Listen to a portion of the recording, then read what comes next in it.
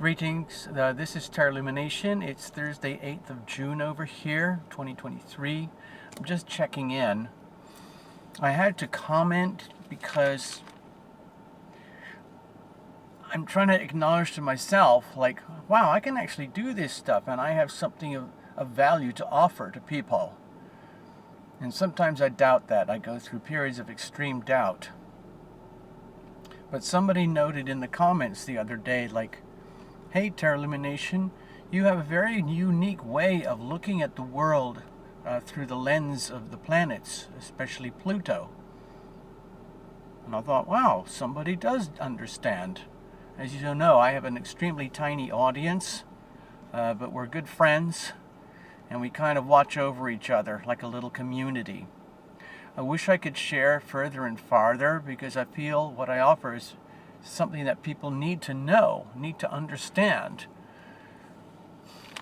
But a lot of people are willingly, deliberately choosing to stay unaware. They just don't want to know. It's understandable. Fear of the unknown. Why would anybody want to know things that are beyond comprehension, that defy any kind of sense of human decency? And yet that's what we're dealing with here. If you look at the astrology, I've been pointing it out for months. There's a big fat T-square, okay, with Pluto opposite Venus, opposite Mars, and a couple of whiz-arounds with the moon. And it's been oscillating back and forth on that axis for some time. And it's going to be there for some time. Planets will change opposite Pluto. Pluto is on the 0 point right now, retrograde, going from Aquarius back into Capricorn.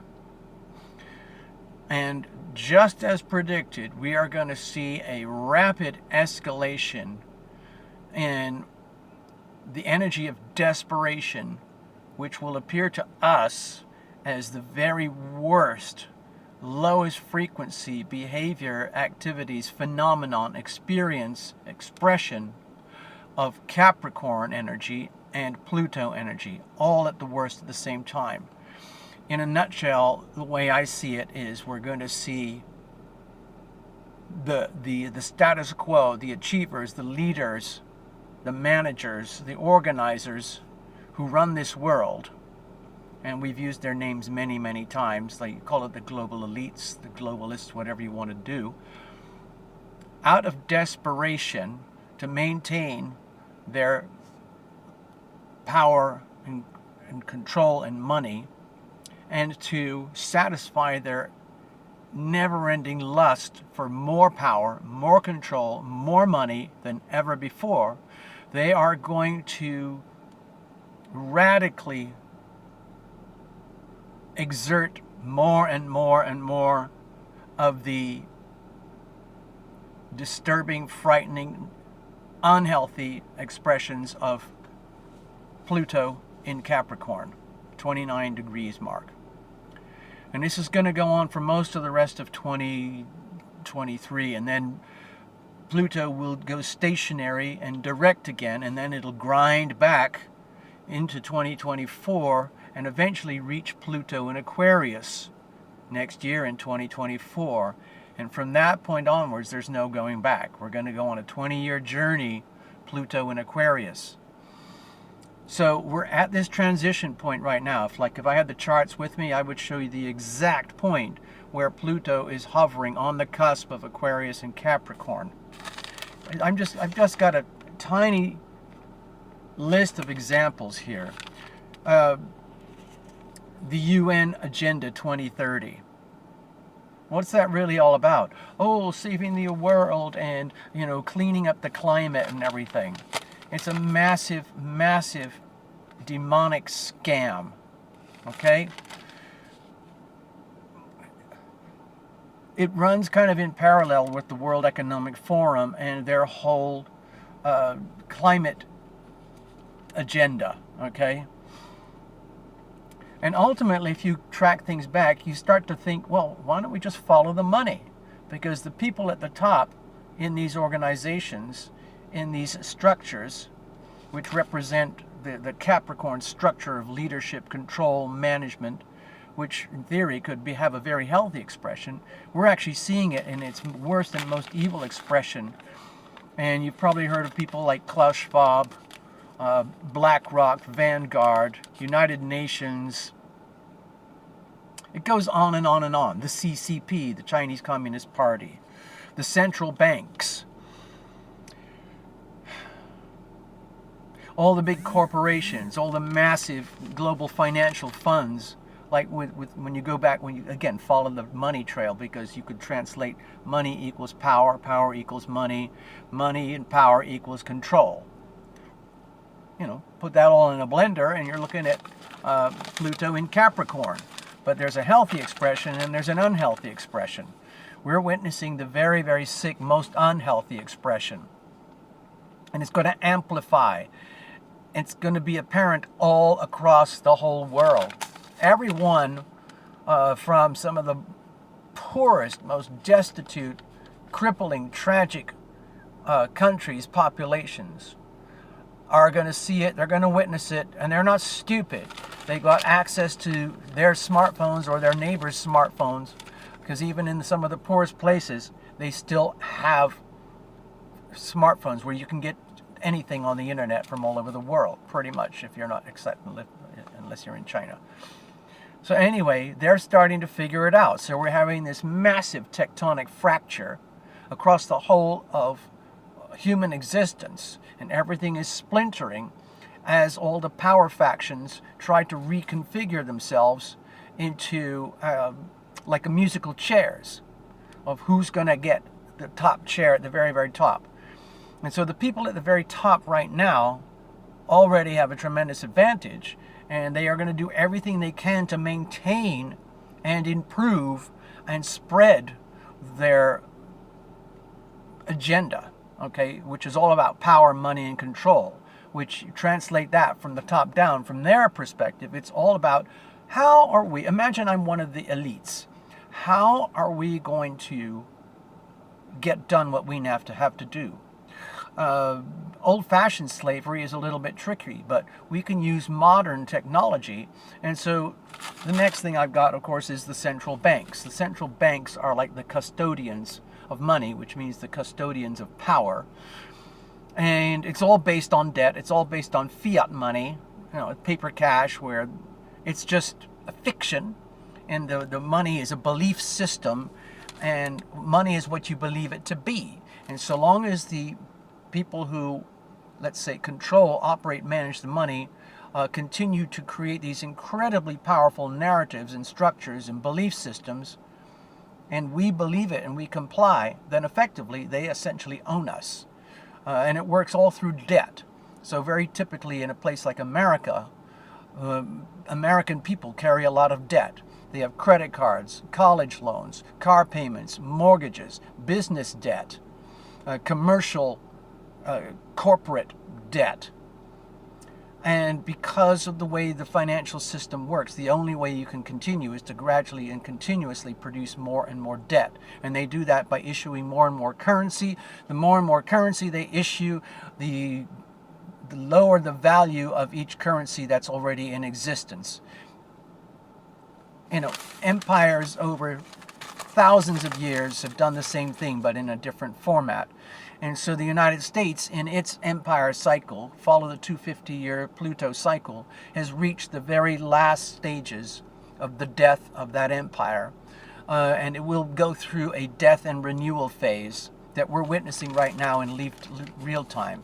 It started in earnest in January 2020, when it became very obvious to the whole world that profound change, radical devolution, destruction, demolition, organized, managed, deliberate destruction, plus spontaneous natural devolution happening all at the same time, as the Pluto cycle reaches its final death moments, the moments near death.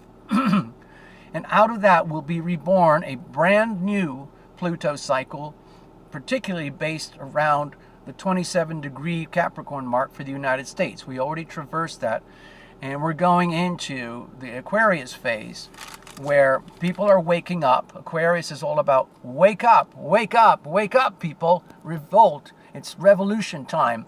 It's time to reclaim your power, your freedom, your integrity, your sovereignty that has been methodically stripped away from you in the form of financial farming. You are effectively a debt cow, and you have been farmed for your whole life, whether you like it or know it or not, especially if you're American or in Western Europe and the so-called developed countries. But it's also rampant in China. If you think America is a debt farm, just imagine China. It is not only a massive organized criminal slave camp run by the CCP, it is also a massive debt farm on steroids compared to America. If you're aware of what I'm aware of, you will understand that China is imploding from within. It's eating itself alive because the debt monster is devouring the population, and they can't help it. It's based on greed. In other words, spend more than you have, print more money, and so on and so on. And the Chinese are experts, and they are now witnessing live in real time the devolution of their own country, their own population, their own empire, their own leadership. It's imploding. And the more and more it goes to imploding, it's going to be like a supernova when a star reaches the death cycle. Like in our solar system, eventually our sun will die over a period of millions of years, and it will lose its heat, and then it will compress and compress in on itself, and then go boom, in its last death throw. And by that time, of course, the whole solar system will no longer exist. But anyway, China is going through the equivalent of that right now. It's heading towards a supernova. Same thing with the United States. But we're actually in kind of a different but stronger position because we still have the Constitution, and we still have the rights and freedoms to reconstitute ourselves, to reconstitute the Constitution, which is, I believe, the ultimate outcome here, because we have 75 million people in America who feel the same way that I do, that we want to reconstitute the Constitution. I want to thank Love Triber for this. I have my own copy, of course. So the way the central banks work, the people at the very, very, very, very top, the Bank of International Settlements, the Council on Foreign Relations, the United Nations, the World Economic Forum, Washington Administration, the European Union Administration, the CCP, and so on and so on. They manipulate power through the central banking system. The two tools they have are interest rates and printing money. That's all they have. And so they juggle around and play with it to suit themselves, to reap as much and harvest as much out of you, basically milking you as a debt cow for their benefit at your demise. And they're doing a very good job, but their system is coming unglued because everyone's realizing that, oh my God, I'm a frickin' debt cow on a debt farm. Even the Chinese are waking up to their own demise. It's mind-boggling to witness. So, at lower frequency iterations, we have the European war right now with Ukraine and all that. That's hardcore, super three-dimensional, very low frequency expressions. Again, look at the correlation with the planets. Extreme, explosive, violent expressions of behavior. Exploding randomly across the whole world like random lightning. It's everywhere. Highly unpredictable. Flashpoints where extreme violence just suddenly erupts anywhere and everywhere. Yesterday, a Syrian refugee who made it to France went around a little park in the Alps and started stabbing children and adults. And he's in custody now, but anyway. And the stabbing in India the other day where that kid stabbed his girlfriend 22 times because he was pissed off at her for dumping him. So on and so on. In the United States right now, especially at the very, very top, you've seen it with all the so-called woke culture. That's a translation, another buzzword for radical Marxist communist agenda, which is all about destroy the will of the people, the sovereign self, in order to impose a top-down central command and control government that benefits the elites at the expense of you. Basically, again, look at Russia, look at China. It's weird because when you look at the Economic Forum, Klaus Schwab says, like, China is the ultimate example that we need to emulate for the rest of the world. Okay, Klaus, if you really want to do that, why don't you move to China and freaking live there yourself and then report back to us on YouTube? Yeah, it's not going to be so pretty anymore. Anyway, so in America, we've been seeing all these outrageous stories about how the elites have gone, totally berserk with their ESG, environmental social governance, and their DEI, diversity, equity, inclusion, which is really a very elaborate way of what I see as sowing the seeds of normalization for extreme evil and perversion to be normalized, so you don't question it anymore. I don't want to talk about it too much, but it's okay. Well, basically, look. Okay, I'll just say it. The way I see it is that a lot of stuff is happening in schools and society and culture, Hollywood, movies, news and stories with aliens and all that, to create a feeling like an indoctrination in children so that they accept and understand that some of the, let's say, preference agendas out there are normal and healthy for little children.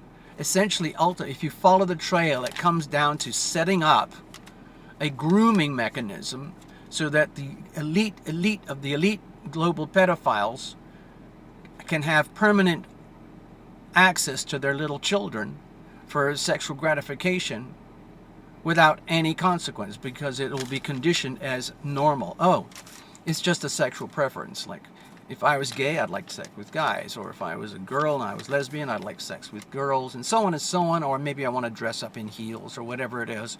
And then there's the other category when you have adults like, oh, I just want to have sex with little children. Okay, that's just a normal. Oh, the kid was asking for it anyway. I could tell that they loved me, so I just provided reciprocal behavior. It's very simple, very, very normal. That's their rationale, okay? So anyway, that was all, again, to me, an unhealthy expression that we're witnessing live in real time as the elite come out in full expression and glory, because they have to, in order to normalize their agenda. And I'm going to say this because I haven't read it anywhere, but my feeling is that they want to normalize their evil agenda so that they don't have to live a life in shame and guilt for the evil that they perpetrate and the evil in which they participate. Because deep down at the soul level, they already know it's evil, but they can't help themselves. They are compelled by lust for power, money, and control. They can't help it. And so they coalesce, like birds of a feather, alcoholics with alcoholics, fentanyl junkies with fentanyl junkies, billionaires with billionaires, and so on. So these elites hang out together, and they all share similar predilections for their yummy, delicious sexual treats with little children. And they just can't help themselves. And so if they can normalize this across the world and through society, then, everyone's doing it. It's perfectly normal. Share your children with the community. And so on and so on. I think it's very, I see it as pure evil. I'm sorry, I don't know what else other word to call it. Demonic, satanic. The other ones are very well known already. I think the whole COVID storyline was, again, another massive perpetration. Election interference. There's a fellow called Donald, and he is a major figurehead who threatens to upend the whole of the deep state and their evil, demonic, Marxist, communist pedophile agenda. They don't like that. The deep state doesn't like that. So they are doing everything they can, short of assassination, physical bullet to the head, or poisoning. They're doing everything they can to shut him down. And the more they do that, the stronger he gets. It's quite funny to watch. Anyway, I better stop this rant. I don't want to take up too much of your day. I'm not going to monetize this because what's the point anymore? Thank you for watching. I love you guys. I hope you get something out of this. I don't mean to scare you. I'm just trying to convey what I observe. That's just observation and opinion. You can have your own. I'm just sharing mine. It's free speech. Okay? Have a beautiful day. Love thyself.